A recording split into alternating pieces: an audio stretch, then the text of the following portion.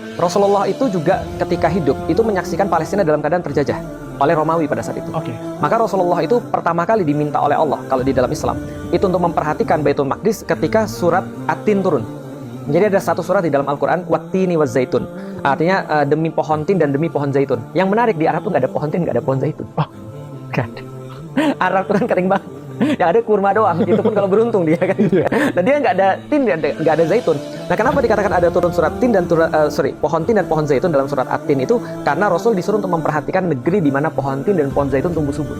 Itu adalah negeri Palestina, negeri Baitul Maqdis yang sekarang kita kenal. Nah artinya ketika disuruh memperhatikan, Rasul mulai ngeliat, oh ternyata kondisinya begini ya. Dan ketika waktu lagi sedih-sedihnya, Rasul itu justru dihibur oleh Allah dengan traveling. Travelingnya kemana? Ke Baitul Maqdis. Isra Mi'raj itu kan pergi Isra-nya kan ke Baitul Maqdis, ke Masjidil Aqsa. Nah apa yang bisa kita lihat di sana? Ternyata setelah Rasul menerima surat At-Tin itu, Rasul menghabiskan 14 tahun untuk mendidik para sahabat. Tidak langsung pergi ke sana.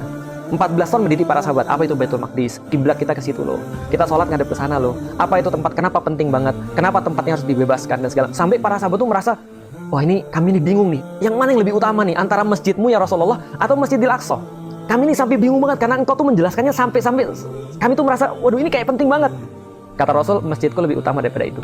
Tapi para sahabat sempat bingung karena penjelasan Rasul yang saking banyaknya tentang Baitul Maqdis itu. 14 tahun Rasulullah mendidik para sahabat, 2 tahun tahapan negosiasi, 2 tahun lagi baru tahapan jihad fisabilillah. Contoh terakhir, Salahuddin Al-Ayyubi itu direbut pada tahun 1099 oleh pasukan Salib. Salahuddin Al-Ayyubi membebaskan Baitul Maqdis 1187. Berarti kurang lebih 70-80 tahun untuk membebaskan Baitul Maqdis. Dimulainya dari apa? Dari pemikiran. Karena kondisinya sama dong. Kondisinya adalah pada saat itu umat muslim kacau balau seperti sekarang.